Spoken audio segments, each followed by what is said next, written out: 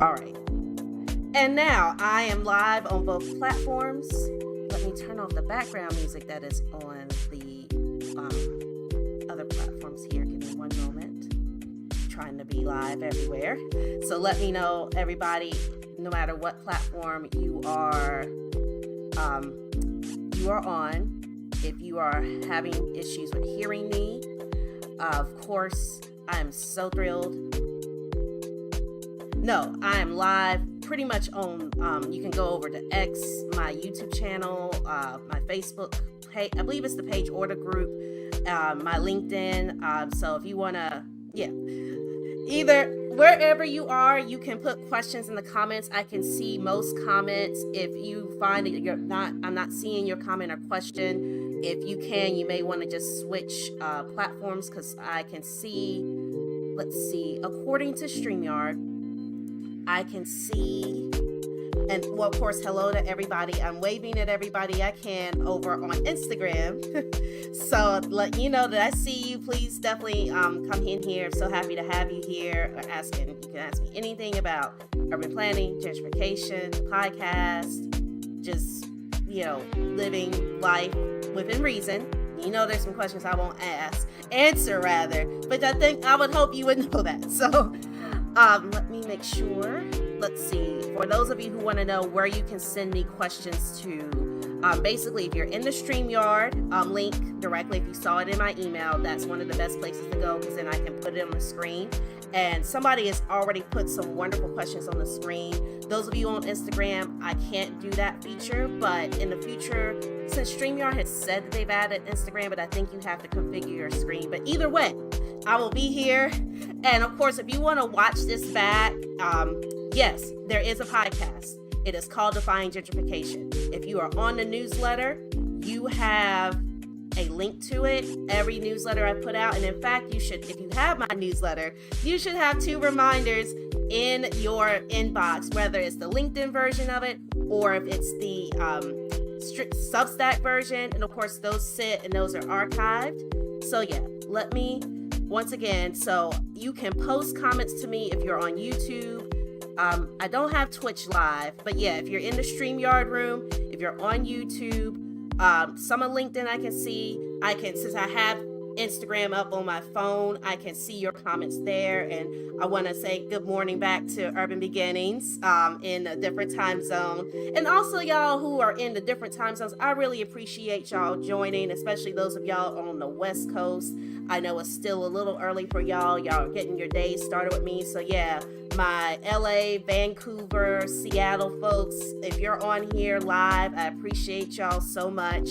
Whatever platform you're live on, as well as, of course, my East Coast folks, my Central Time folks, it's a little easier to join me. So yes, actually, I have several questions here that I'm going to put up on the screen. So let me get this music off of here.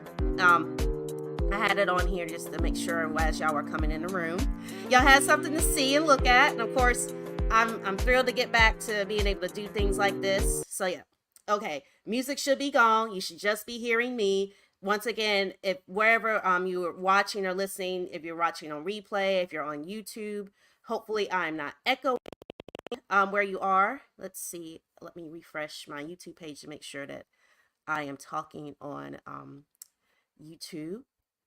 All right. It looks like, well, we'll just hope. Yes, I see the live indicator. So if you want to watch me on YouTube, I am live there and I can see your comments through my StreamYard window. I can see you on Instagram, as I said before, and I can see you on StreamYard, which is the preferred way to do it. If you want to come in on StreamYard, those of you on the newsletter list, if you're not on the newsletter list, link is in the bio on Instagram. Link is all on LinkedIn. If you get the LinkedIn notification, it's in there. So yeah, come on in there. So since I have questions this week, which I'm so excited about, I want to especially thank you to Graylin Pressberry. Thank you so much for, yes, I've taken off. I do see your note about the background music. Hopefully you're still here with us. So hopefully you should be able to hear me just fine. But yes, I'm going to get started. You have three wonderful questions here, and that is more than enough to get us through the hour. But of course, after these questions are answered, if you have any questions and you haven't asked them yet, please feel free to ask them. And if you're watching on replay or on another platform that I can't see, I'll answer them in the comments, or I'll save them for another Ask Me Anything. We will be here on Mondays live, and then this is kind of the production schedule for now. Let me roll back a little bit and talk about that. So Mondays now, I will be doing these Ask Me Anythings at noon Eastern. I know for some of my other time zones that might be earlier or later, but replay will be there. And if you want to get a question in, please, you feel free to ask me the question in another platform, and you'll be the top questions. On Wednesdays, I am bringing back my essays that you love so much. So if you're on the newsletter list, whether it's on LinkedIn, Patreon, on my website, I do need to get this week's podcast on my actual website, theblackurbanist.com. I'm still tweaking some of the website stuff. I'm still, as you see, I'm still ideating through all this new content that I'm working with, but we will be doing Ask Me Anything on Mondays. We will be doing an essay on Wednesday, and of course, the podcast release on Friday. So if you haven't listened to this week's Defying Gentrification episode, after I'm done here, we'll be done at the top of the hour. After I'm done here, go over and listen to that. Those of you who are on Instagram got a little preview of that, those slides, and I may share some of those as well if we don't have any other questions. So let me get to Graylin's wonderful set of questions that they have asked, and I will read them out loud for those of you on Instagram. And for those of you who are on these other platforms, I am going to show the first one. So, first question is, and this should be, yes, you can see it on the screen. For those of you on the other streaming that is not Instagram. So, the first question from Graylin Pressberry, and once again, thank you for this question. What constitutes a gentrifier? So, let me roll it back. So those of you, if you want a longer answer to this, episode 1 of the podcast gets into how I define gentrification. And that definition of gentrification is actually based in Ruth Glass's original definition, where she observed Black communities in London where white people wanted to start living there again. And yes, maybe they all wanted to live together, and the white people, it seemed like, at least from her observation, wanted to live amongst the different cultures and partake in the cultural foods and the cultural scene. These were artists and journalists and those types of professions. And this was in the 1960s in the UK, in London to be specific. And so those of you who are familiar with like the class system and monarchy in Britain will understand the concept of gentry, and that's the people who own land. So in Britain, it's so much harder to own land than it is here in the States and in Canada. And granted, it's getting pretty hard to own land and own property here in the States. But already in the 60s, that's why a lot of those folks who have titles, they have titles. So basically, Ruth Glass was noting that even in Britain at this point in time, it was getting easier for other people, other non-landed people, people with like titles, nobilities, to be able to own property or even at least just rent property and assert a pressure towards other businesses in the neighborhood to start providing for them. So that's traditionally what's being defined as the gentrifier, when instead of just moving into a neighborhood and partaking of the culture that's there or the stores that are there. And yeah, it's okay, like if you move in a neighborhood and say you want a new doctor's office, or say you want a coffee shop next to, say, the Joe Loft Rice shop, or the place that sells oxtails, or in the case of like the Black South, like the Black Southern United States, there is a fish house and a very loud church, and then you move in and you'd like to have maybe, I don't know, our world favorite, not so favorite for me, certain coffee house or a coffee house. But we have coffee houses, and coffee houses are not exclusive to folks of color. But it's mainly the action of demanding that the neighborhood changes because you showed up. It's not necessarily that you're paying more in rent than the new people, but your landlord is absolutely the original gentrifier. Your landlord is absolutely, and yes, I know some of us are landlords because we lucked out and we have a house, and we don't necessarily impose that power of landlording, especially say if you inherited your parents' house. But that's the thing, not everybody gets to inherit a house directly from their family of origin. So there's all these dynamics. There are levels. In a future podcast episode, I will discuss what's become known as the levels of gentrification. But yes, gentrifier at its purest state is really kind of the market forces. And in this more traditional definition, it was the landed gentry of Britain. And then Ruth Glass in 1960, the researcher at University College of London, as she's writing about observing anthropologically the Islington neighborhood, she's writing about how these folks have basically decided, they want to come into the neighborhood. And some of them are saying the neighborhood needs to change. And yes, some of them are paying more in rent, but not everybody's coming in to disrupt things. And yes, even some of the, as time has gone on, and specifically here in the States, then when you have the flavor that we have, that is based on the fact that we can, Graylin, one of your other notes here when you registered in StreamYard is that you identify by household income. Household income in the States and in Canada and other places that don't have that sort of landed gentry monarchy type setup in the same way, that tends to be how that power is expressed here. Of course, the redlining maps and the mortgages and the banks that decide who can and can't get a mortgage, who can and can't take possession of a home. That is the bigger overarching force that makes someone a gentrifier. Like, yeah, if you come into the neighborhood and people perceive you as a landowner, people perceive you, and oftentimes all that takes in this land and world of white supremacy, that's what it takes. And so Graylin, let me put your next question up. And then of course, Christine, it's good to see you. You got a good question up here about being able to gentrify as a renter. That's kind of related to this. But I think I want to put Graylin's next question up here on the screen. Can you have it without displacement? So yes, the thing is, the original premise of gentrification, especially when I really look at how Ruth Glass was talking about it. And if you look, I'm working on getting my hands on that original primary source document. From what I can see, I'm going to have to go over to the Library of Congress, which, because I live in DC, it is right down the street. So in a future episode, I'm really going to talk about ironies of redlining something, redlining the document, really dig into that document.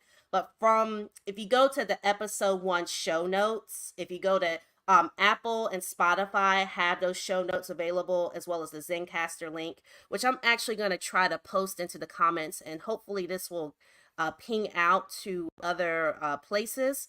If not, if you're on the email list, if you're on any of my social media platforms, you have a link for the first episode.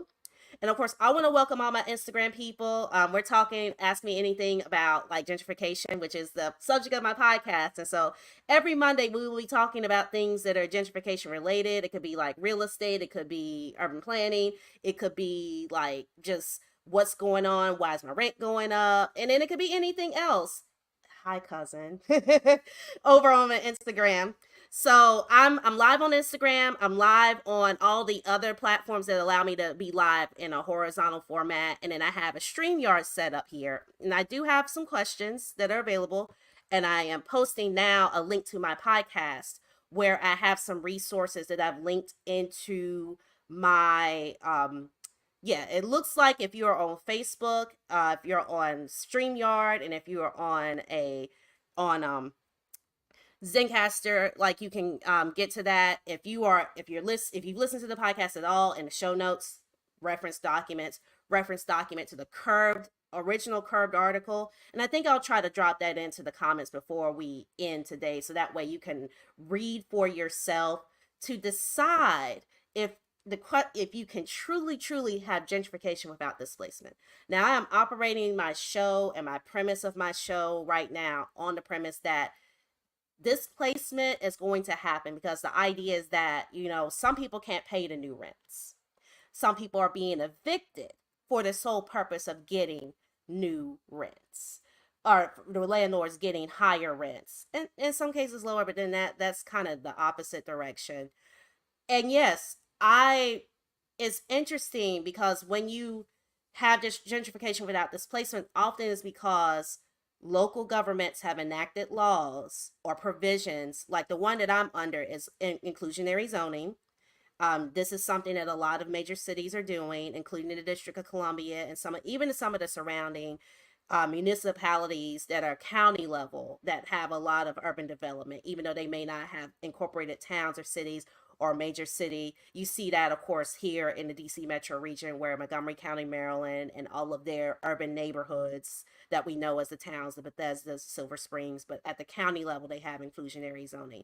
It's a step above vouchers, but it should also be used with housing vouchers. Basically, you can say you wanted to have some buildings that developers wanted to play with, and they wanted to price at a high level, or they wanted them to be condos, and they wanted exclusive businesses. Certain businesses only wanted to be in those buildings, what I like to call like the toy buildings. Yes, that can happen, but that becomes with displacement if there's no provision for the new property tax levels to be okay. Like if the people that are left are paying more in property taxes, and then in turn that's putting pressure on all the other bills they have in the house, then they might decide, okay, I'm going to leave the area, or sadly they might get behind on their bills and they might get evicted. So that's kind of the idea, that there's might usually displacement comes with gentrification because usually the prices are higher. Now, one thing I want to make clear about why I believe in eradicating gentrification, which is the title of the newest episode of the podcast. Basically, if everybody is like equally human, then we make sure everybody has a house. And some places do that, even if it's just an apartment, even if it's just a townhouse, even if this doesn't have quite enough bedrooms or you have to switch homes, the bedrooms, there is humane housing for everyone. And then you get your toy buildings. And the toy buildings are the ones that allow you to, have $1 million. But the thing about the toy buildings, you have to have a provision to keep the toy buildings from messing with property taxes. Like, honestly, I feel like that if it's a corporate entity, or if it's like a corporation that's paying a lot of money to their workers, or even like some sort of thing where property taxes is supposed to be more of a tax that's based on your income.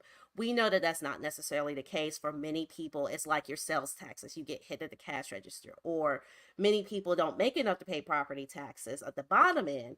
And then the people at the top end use tax things to help them get out of taxes. Of course, today is tax day. Today is like, now, of course, if you are a business like myself, you should be paying your taxes quarterly. But if you're like me and I'm a sole proprietor, I always get to April 15th, or depending on when DC Emancipation Day falls, and it's whichever day is the holiday, if that Monday or Tuesday or whatever, I'm always at the tail end.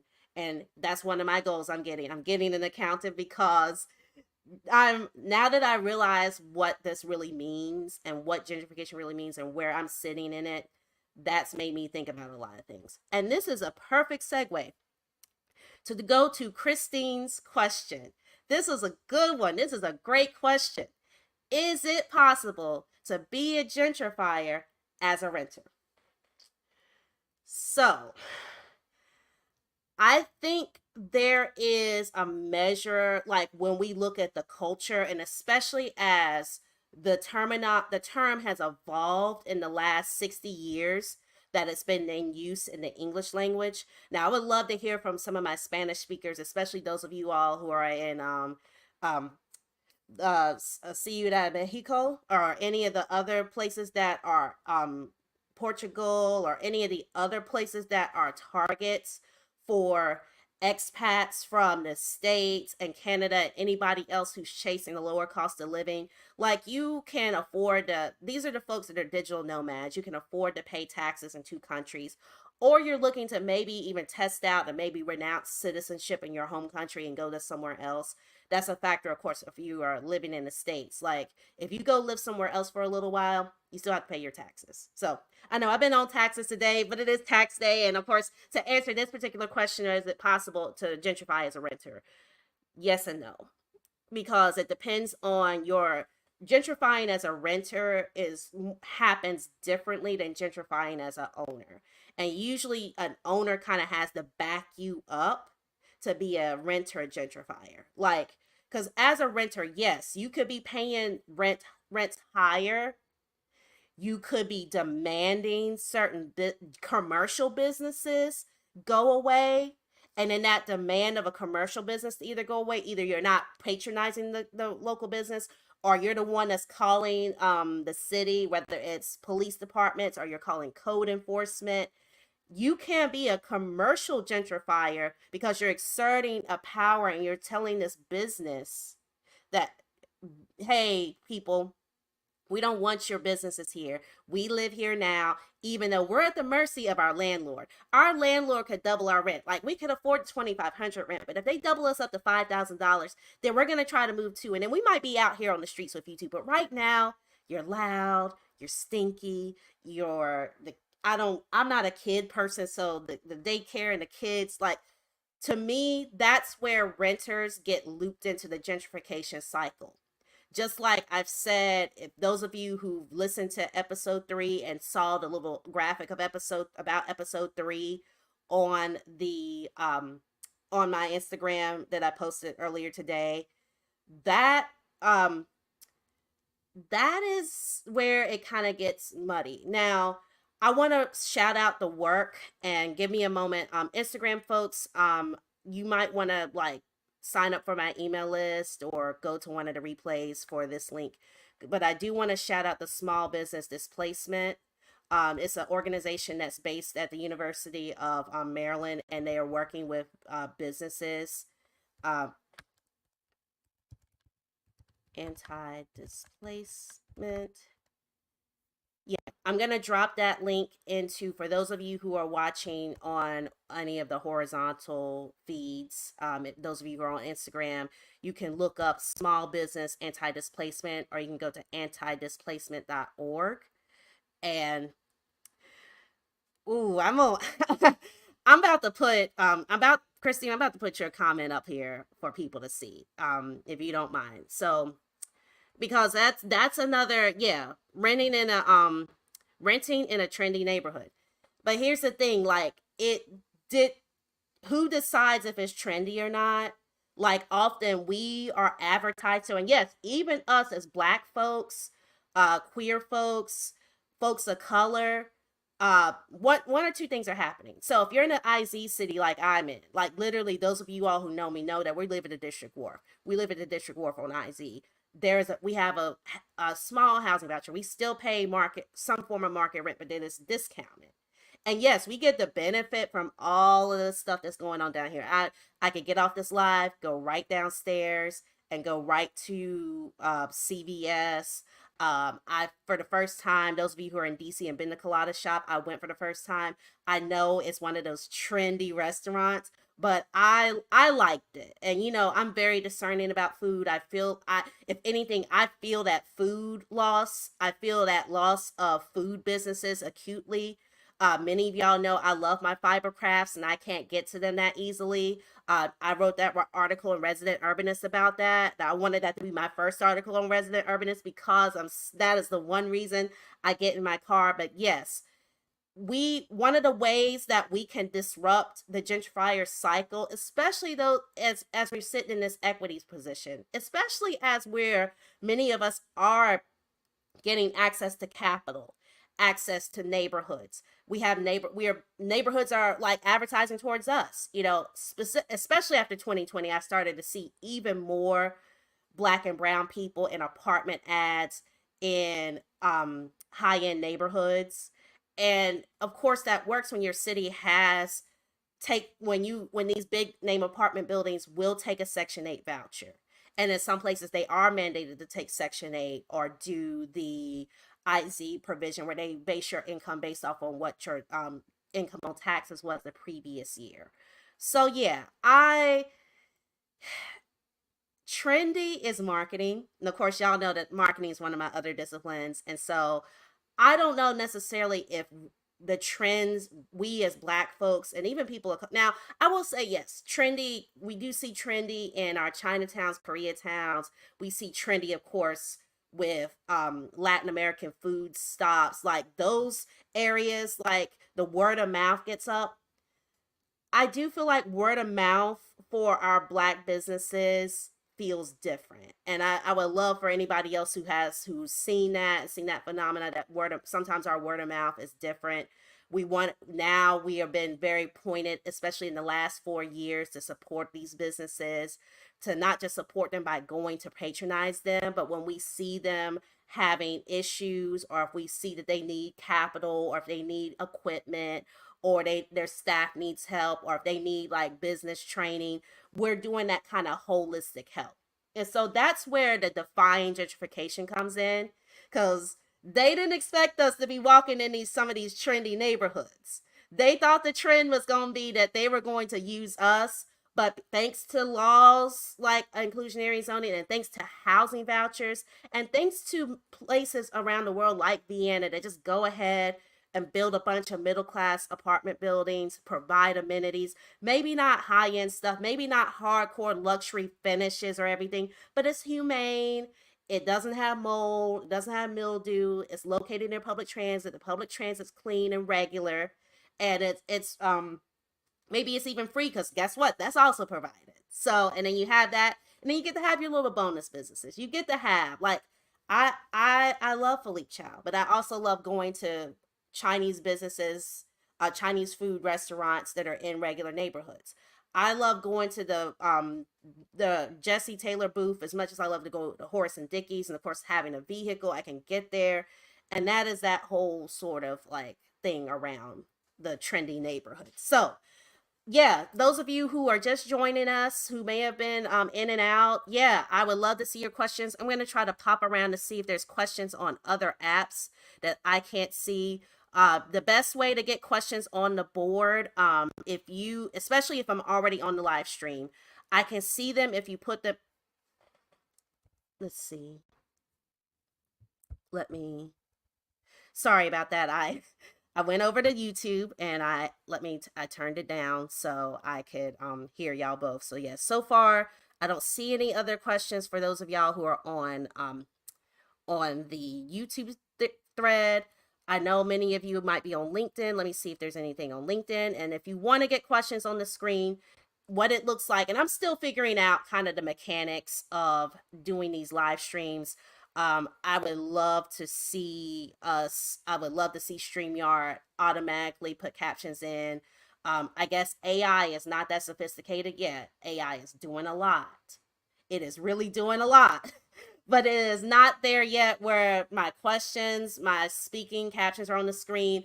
Also, yes, I'm aware that even though some podcast platforms are claiming that they are auto captioning my show, of course, with the Southern accent and some of my AAVE, it doesn't know what I'm saying. So I'm working on getting the transcripts together. I think I'm going to be using the script for editing the podcast. I like this StreamYard because I can see so many of you all at once. And then I have Instagram, at least just on my phone, with being able to talk to all of y'all. I am so thrilled that so many of y'all have come through. This is, of course, this is the hot topic. And one thing I'll say, since we've answered some questions, and if you missed some of the questions that were answered before, of course, if you have questions, you can pop them in the chats. I can see them on if you're streaming on YouTube, and if you're streaming on StreamYard through the StreamYard link, I can see them.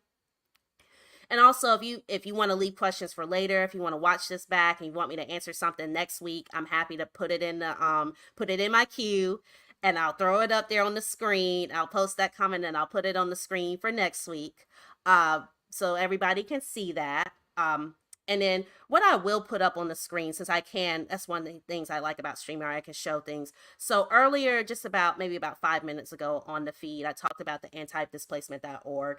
For those of you who are very concerned, especially those of us who are in these newer high-end neighborhoods, maybe we got the housing voucher, maybe we're doing that well. And if you're doing that well, that you managed to get into some of these neighborhoods, especially if you are a person of color or you are a queer person in this time of hardcore oppression and suppression of voices and people. You know, everybody, like I said, I've said it and I'll say it again over and over again. Why I'm defying gentrification is because I believe we deserve spaces. Everybody deserves a humane space. And I believe that we can have both. Like we can have, if the bank folks want to play with properties and if they want to play monopoly over in a corner somewhere, as long as they're not doing it on the tops of neighborhoods that are actually working, which is what we're having. And what's the issue? Like, basically, here in the States, neighborhoods are being replaced. Neighborhoods are being replaced without provision. Like, people aren't getting return vouchers. People aren't getting cost of living adjustments. People aren't getting property tax adjustments. They're getting the brunt of all this new, and then so they don't feel like it's for them. And then sometimes when we're going into businesses, some of these businesses still act like our black, brown, Asian, queer dollar, disabled dollar, even our poor dollar. Let me say that because sometimes, you know, people have always like had special occasions. Like you have your special occasion because one thing about living at District Wharf, people tell me all the time about the Phillips seafood that's literally where we're living. Like I think literally our building's on top of where Phillips was. And I'm like, okay, with HVAC being the way that it is, and so many of these other restaurants, some of them that cook seafood on the bottom floors of some of our other condo buildings. I mean, Philippe Chow shares with the Amaris. That's the one with the 1300, not 1300, the $13 million penthouse. Now, granted, the $13 million penthouse is way up here and Philippe Chow's way down there, so there's probably not HVAC sharing and there's windows and everything, but just we people do go out on special occasion. That's something we've always done, and people used to come to the Phillips Seafood Buffet. To be honest, I'm seafood is a food group for me, and of course, I know that the irony of talking about like climate change and any gentrification for that reason, and still consuming seafood. I do not consume it as much as I used to because yeah, it's everything from our food consumption to our clothing consumption. Like I'm thinking about all those things. And yes, as we go further along into the podcast, as we do these asking everything's on Mondays, when we ask our land use questions, our transportation questions, our gentrification questions, our culture questions, these are the types of things that I will be addressing in this phase of my work. Now you can go back in my timeline and you can see, oh yeah, Kristen, you even said that like bike lanes were gentrification. Okay, so that was me not understanding the food terminology.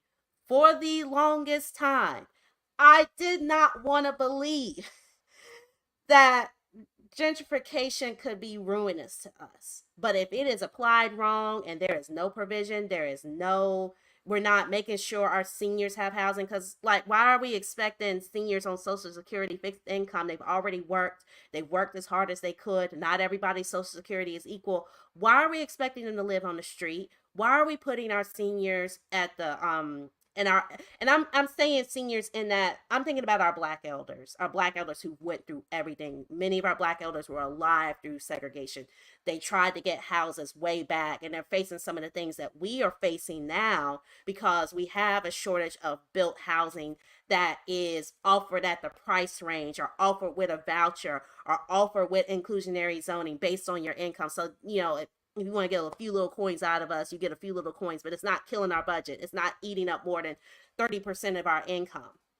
And there's no shame in that. Like, I know we're all working hard because I know that that's one kind of silent question that comes up is, well, aren't y'all working hard enough?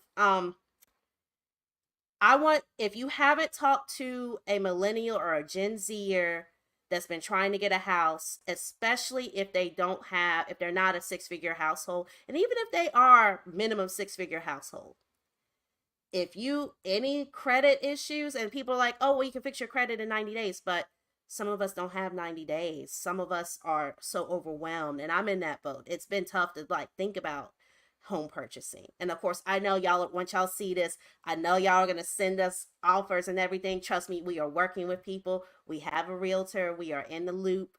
We have been in the process. We do intend to find somewhere to go. You don't see it outside of my frame, especially if you're on Instagram, but you have seen my sewing machine configuration. The sewing machine has to move for me to take these episodes, and then the laptop and the cameras have to move. So of course, that's me and my business needing to grow. Many of you want your children to have a little extra room or even just access to a park, because that's not even guaranteed in some places. Tree cover's not guaranteed. And so all of this is encompassing this idea that we're defying gentrification. We're defying that we have to replace people in order for our cities to grow, that we can't grow our tax base, that we can't just tax corporations, that we can't just have regional transit, and that regional transit is by appropriation, and it can't be on time, it can't be efficient. So those are the things that I'm hoping to challenge with this new phase of my work. And I really yeah, and let me put up here Graylin, I want to put your comment up here on the screen because that's something to show everybody. Basically, Graylin's just, from what I've said, my neighborhood's becoming denser, single family homes being raised and replaced by multi-unit buildings very quickly. It remains to be seen if these new landlords can actually rent out or sell these new units. So, funny story that I will tell everybody because this happened to me. Like literally over the weekend, I went to an open house that was specifically for buyers in the District of Columbia that were interested in using our inclusionary zoning voucher to be eligible for the next step is inclusionary zoning condos. And so when I was there and I recorded it, I may or may not use the recording because of course those folks didn't consent to be recorded. But for me, it is a record of what these folks are saying. And I'm happy to tell you what I heard and what I recorded and can play back. Number one, some of these condos, especially if you're on inclusionary zoning, it's still seen by the greater development community as a stepping stone to housing. Somehow magically, people are supposed to like start in these houses, then magically sell the smaller units and get into bigger houses. So that's the expectation of some people who are lending.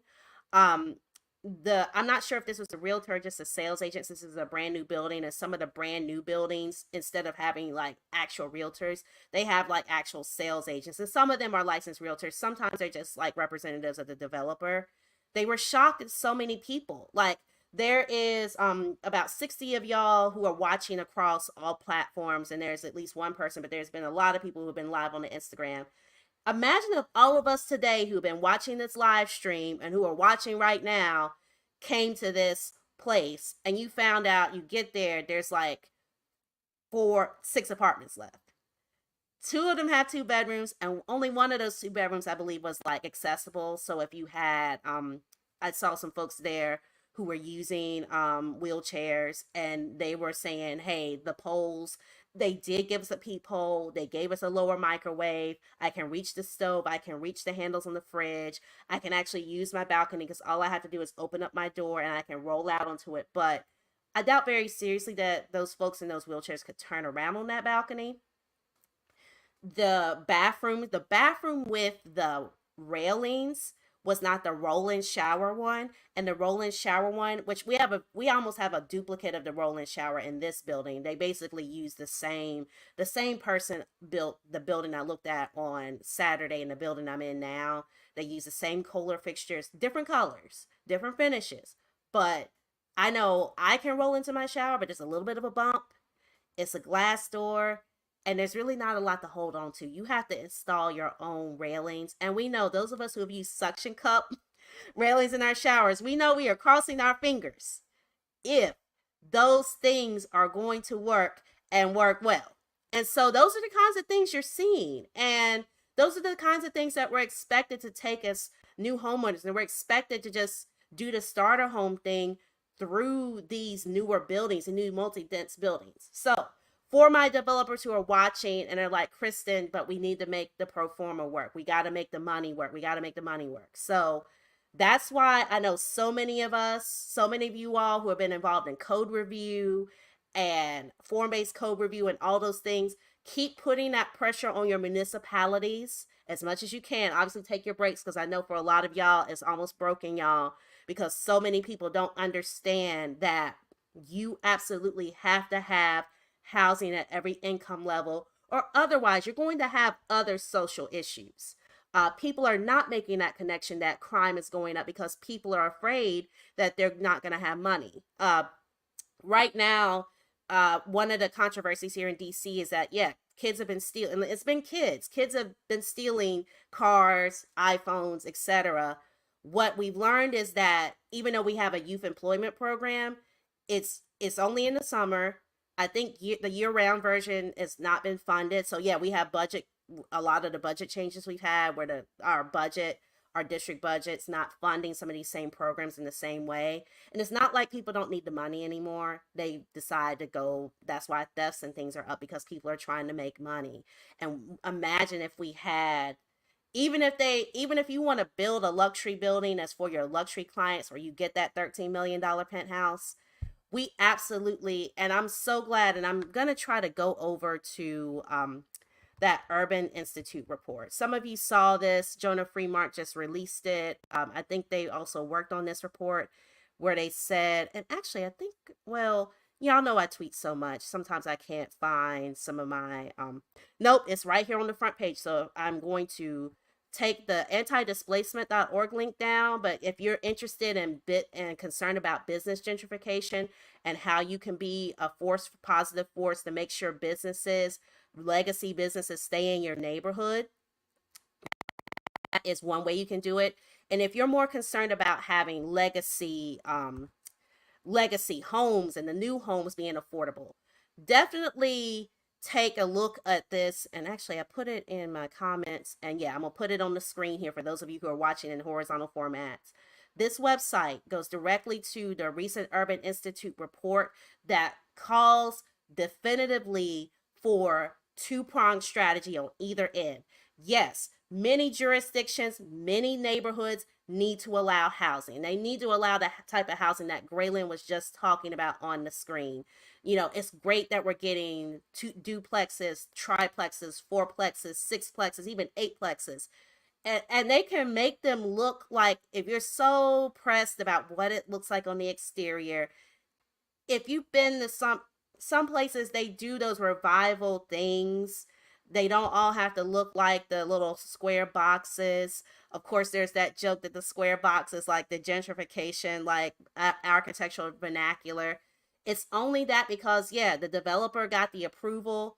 And I don't know if y'all are like me and y'all pin house plans and houses on Pinterest, if you use Pinterest. And yes, I do use Pinterest, but my Pinterest is like kind of all over the place. So that's why I don't tell y'all. But some of y'all are rocking with me on Pinterest too. And you see that I've had house plans, and I look at some of those house plans, and I even now get like sixplex plans and eightplex plans. And somebody else, my cousin doesn't know I'm gonna shout her out here, but I'm gonna try to put up her um real estate book here for those of you all who want to read and learn more about how people are financing houses, about why we need, what Urban Institute has said, we do need more people building houses. We need more people who are participating kind of in the middle market of the warehousing and the making sure vacant properties come online. I've started to see more vacant properties, more people who are purchasing vacants, not just sit on them, because we all know, like, basically it's not really working out. You're making more money if you go ahead and flip those houses and turn them over to families that need them. You're being a better citizen. And so those more activist developers, I see you. And since you have the keys to gentrification like that, that is your way of defining and eradicating gentrification. Like, that's part of creating the infrastructure and access, what I talked about in the episode this week. That's how you do it. Definitely thinking about how to do that and telling people how to do that, and do it in a humane way. Like, please don't become one of those folks that's calling people. Make sure, like, Google is still working. The Register of Deeds is still working. If you know somebody's living in a house, if you can see that they pay taxes on that house consistently, but just because it's like appraised cheap, leave those folks alone. Go after the vacants. Work with the municipalities and get the laws changed, or work with them. Like, we got in Baltimore, they are actually going to be prioritizing, and some of you all may be more familiar with this than me. This is something else that will probably show up as a hot topic in the podcast, or somewhere, or in the main body where I'm doing these sort of lecturing and teachings. I am I want us to kind of like think about how we can use those kinds of programs, these housing programs, to better serve each other. Now that we kind of understand, and that's why I wanted to set the stone, what has gentrification traditionally been, and who is there to help us with the commercial issues of losing businesses, and our community members who don't have housing, but yet we need to build our tax base up, and so some houses should be more expensive. That option should be out there, which is what this article that I have on the screen. And once again, my Instagram folks, watch the replay on YouTube if you need the information, but you can go on the Urban Institute's website. Their web address is literally urban.org. So if you go to urban.org, and I'm sure some of y'all, I know somebody's at least tried to come to my website once and typed in urban.org and thought it was me, but no, yeah. Or trying to go to the Urban League. Urban League is different than Urban Institute. But urban.org, and if you scroll down, it's on this link that is on the screen on my horizontal watchers, that is on the first page. And this is one of the ways, like, I'm glad that an institution like the Urban Institute has blatantly said we need to do this. We need to provide more housing vouchers, because not people, how are you, everybody that goes, and I know some of us act like we don't go to fast food, but Five Guys, Shake Shack, Chipotle, some of the other fast casual places. I've worked in a fast casual spot. At the time, the minimum wage in DC was $17 an hour. And that sounds great. And that sounds excellent if you're like a teenager, or if you're like the fifth person in the row house. And at this point, your rent split so many ways. But what if you're not a row house person? What if you need that space? Likewise, disability comes in different forms and shapes. Like, the pollen season, and with my kind of long COVID effects, it's been kind of rough. So some days, like, I just can't do screens, but it doesn't mean I can't do anything else. Or my friends I met on Saturday who are wheelchair users, and folks that use walkers, canes, and that could be any age range, any age group. We all deserve to have what we need. We deserve to have a home. We deserve to have spaces to dwell. And I also want to apologize that these technology apps, part of the reason I haven't been as active with these technology apps is that the captioning is not there. And for the person who DM'd me on Instagram and asked about transcripts, I am working on that. The best place is, if you want to watch these programs, these Ask Me Anything live streams, and you want to make sure that I'm captioned. I know YouTube is technically supposed to be captioning me in real time. I'm going over there, and I just tried to push the button. Yep, you got to watch the replay. So that is one of the reasons I haven't been as active on these sites, because that's important.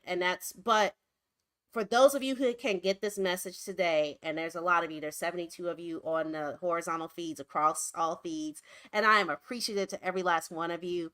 We're going to be doing these chats every Monday. If you listen to the podcast episodes and you hear something, you have questions, or if you want to talk about the hot topic, or if you want to tell me things that you've seen that you want me to address, some of the hot topics I'm going to save for the podcast, so that way you can hear them. And of course, those podcasts can be transcribed, and you can kind of listen whenever you want. But I also like doing this format because I know for some folks, y'all like this format better. You like the interactivity. You like getting your questions asked in the things. But yes, gentrification, to sum up what we've been talking about today as we come into the last bit of our hour, and to kind of answer and address the comments that have been said. So ultimately, gentrification, most of us that are listening, unless you are like a major investor and you are in possession of a lot of houses, you're not a gentrifier. If you're paying high rents and you just have the money to pay high rents, now, yes, you can commercially gentrify spaces. You can be that person that's demanding that other spaces around, but you can't exactly get your neighbors evicted. That's kind of the baseline there. You can't get your neighbors evicted, but you can get like businesses evicted. And so that kind of makes you a gentrifier. Yes, if you have a lot of money, you can afford to spend at certain restaurants and places, that gives you um financial power. But if you just like to go and like give money and support the neighborhood, the legacy, like if you're getting your hair cut or you're getting your hair done at the business that were there before, if you're helping those businesses understand the changing nature of loans and mortgages, and you're putting their name out there and you're paying for their advertising, you're telling people to come to the business, that is a form of defying gentrification. That, and you're on your way to eradicating it because you're providing infrastructure and access and care right there. And then if you're a person that's just like, gosh, I'm tired, I've been paying, trying to get a house, paying rent, and maybe you might have seen me on Saturday at that housing open house where we're all going to be fighting for 6 apartments. 4 of them are 1 bedrooms, 2 of them are 2 bedrooms, and there were so many people. And usually, like, since we have an apartment right now, and since it's just the two of us, and we don't have any pets, we don't have any children, we don't use any mobility aids, despite the other stuff we've got going on. I'm like, gosh, I would rather the families get this apartment that need that bedroom. I would rather the folks with the mobility aid get that apartment, and they've got to still apply to the lender, and they've got to be qualified financially, like they have to have a certain credit score. They have to, I don't think, and they have to be in the 80% MFI. In fact, I think I might need to do an episode explaining all these housing acronyms. If y'all like that idea, let me know in the comments whenever you see this video. And that's another thing. If there's things you want me to address, like in the homeroom section, the section of the podcast where I teach things, or you feel like that something that I said here should be a podcast episode, or at least a portion of a podcast episode, let me know as well. Because of course, not everybody can be here at this time period, but the podcast is universal. It's out there in the ether. My goal is for this podcast to have more episodes than I've ever made on any of my podcasts, and to be out there. And I'm the sole owner and producer of this podcast, so all of the graphics, all of the selection of the music, me getting on here, I'm using my same blue snowball that I've been using since I think I got this one in 2015 when we started doing third wave urbanism. I'm using that same microphone, so hopefully if you can still hear me on that, that's what I'm using. I've got Instagram on my iPhone 14, which I went ahead and upgraded because I use my technology till it falls apart. I'm not that person running up in the technology store. So if when you see me posting about be mindful, like of the mining in Congo, my contribution to that is, yes, we have these platforms and devices. We don't have to replace them every year. I've had this dress since probably about 2019. My size has changed, and thankfully it's one of the things that still somewhat fits sometimes. I You know me, I saw some of my yarn and fabric people on the Instagram earlier, but let me, before I get off the live feed today, show y'all, and some of y'all who are following me on Chris Pattern are going to see and hear about this. And of course, this essay of this week, the Wednesday essay, is going to be about not just deciding to not dump this garment that I was working on, and I thought it was ugly, but I don't think it's ugly anymore. And also just coming back to podcasting, and why I chose to come back to podcasting, even though the process isn't perfect. Just like it's kind of an imperfect process for me to get my sweater on. And I think I know why, because I think my sweater is on backwards. I think I laid it down. But either way, you saw a bit of that sweater. It's one of my exciting things I've done. For those of you who are here, I know most of you are here for the urbanism and the gentrification commentary, but for those of you who stay for the fabric and fiber and everything, I've got some fun stuff to talk about over there. This week, I'm actually recording my first episode that will have a guest. That episode will air not this coming week, but next week. And I want to invite you all if you want to become a guest. And let me get that calendar link in there. So let me give you all a warning for those of you all who come on the calendar and register. I may still move your appointment, but it gives me an idea of what time of day you would like to record and what type of things you want to talk about when I when we come on and talk. I'm calling my interview section of the podcast Diary of a Gentrification Denier slash Eradicator, whatever you want to like identify as there. You know, like a lot of podcasts, I have created sections and languages, but basically we have a hot topic section on the podcast.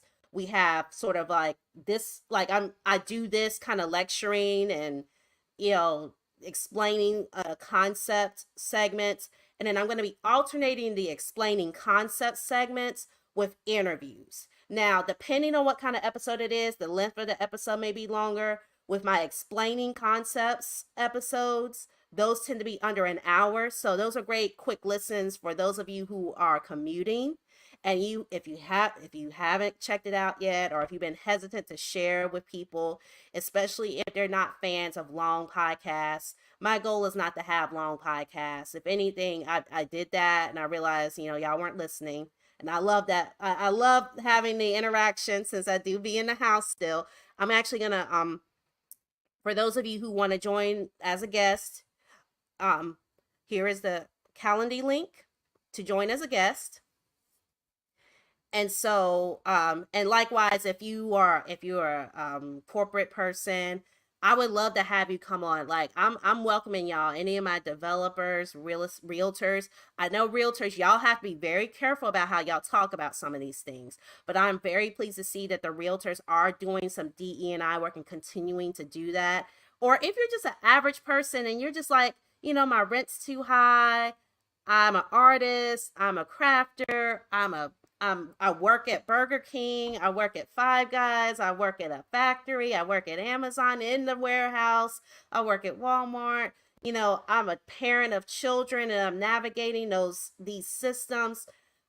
The Diary of is your place to talk about, and we're going to ask these questions. I'm going to ask you about like what was it like to like get your like the first time you got a home that you loved, and you know, it might feel like a therapy session. Some things we may have to content warning depending on what you want to share, but this edition of the podcast is for everybody. And we're all, when I first started this work, this was kind of niche, but here we are. And one of the things I wanted to do, and I've always wanted to do, now when I originally started this, it was more of, hey, look at me, like people already in the industry, I exist. I'm a Black urbanist, I exist. But this edition, this version of my work is me opening up the doors, tearing down the walls, and letting you all know what's available to you and helping you all understand what is going on, what is happening. Why is it that I'm about to retire and I can't afford to stay in my home? Why is it that I did everything right, as it were? You know, this is the conversation a lot of us college educated folks have of every other demographic. We, especially those of us where college was supposed to like change our class level, change our lives, but yet we're dealing with things like not being able to get decent housing, children not being able to get decent care, decent schooling, or aftercare, our jobs being hard on us, we're tokenized, we're still, and of course, you know, even though we're largely in a post awareness of COVID world, for many of us, COVID is still a clear and present danger. And every other thing, we've all learned that our health and our wellness and our earth are not guaranteed. So that is why I'm here today, and I'm here on Mondays. So on Mondays, live questions. If you're not on my email list already, go ahead and get on that email list, whether it's you're through Patreon, LinkedIn, X, all those things. And actually, let me just see real quick if I have any X folks. I didn't go on X. I know it's stream even over there. Some of y'all might have popped over from there. Let me see if any of y'all answered over there. I don't know. I know I don't have any Instagram questions, but if I missed, since we're kind of at the hour and I want to respect my East Coasters time, if you missed asking a question or adding a note, please let me know that please let me know, and please send those questions to me. I will put them at the top of the list to answer on Mondays. And of course, if you want to watch this back or share this with someone, LinkedIn, X, YouTube. Actually, YouTube's probably the best place because YouTube also has all of the comments and the links that I included.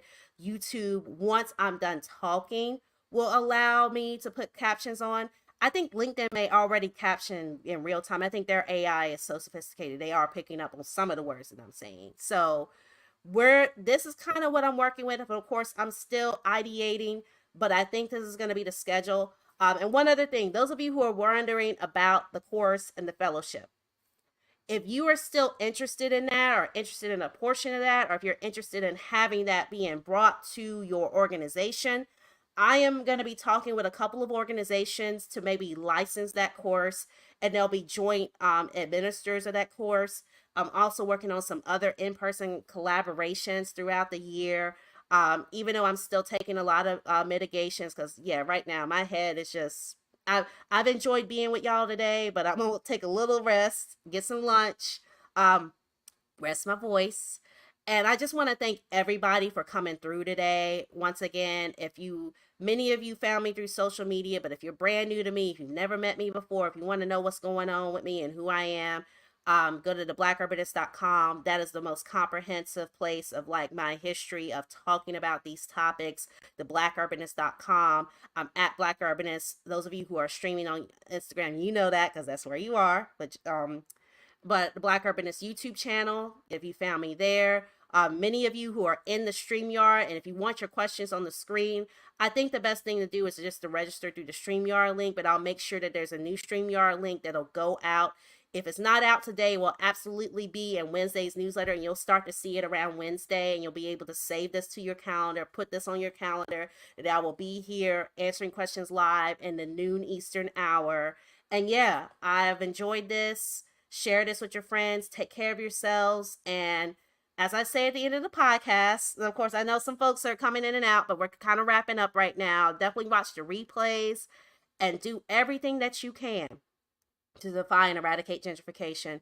And if you need help with understanding what that means, go back and listen to the first 3 episodes of the Defying Gentrification podcast. It's everywhere that podcasts are at the moment. Working on YouTube, there's a few little quirks that YouTube is kind of quirking with me. But we are here with these live streams on YouTube, and there's going to be a lot of overlap between the live streams and the podcast, especially if people want to clarify questions of things that I've said on the podcast over the course of time. So thank y'all. We'll do this a little hard, even though it doesn't. Oh wait, it's doing it. It's doing it on the heart is doing it on Instagram. I don't know if the heart's hearting on other platforms, but that is just how much love I have for y'all and the love to be able to do this. And I'm so glad to be able to be back doing something like this. A lot of things are changing in the behind the scenes for me, but seeing y'all here, this is giving me a lot of joy and encouraging me that y'all want to hear this, that y'all need this, that we need something like this in the world. Share this with your friends. Come through next week. We'll be here. Send me your questions. And until next time, take care of yourselves, and we'll be talking soon.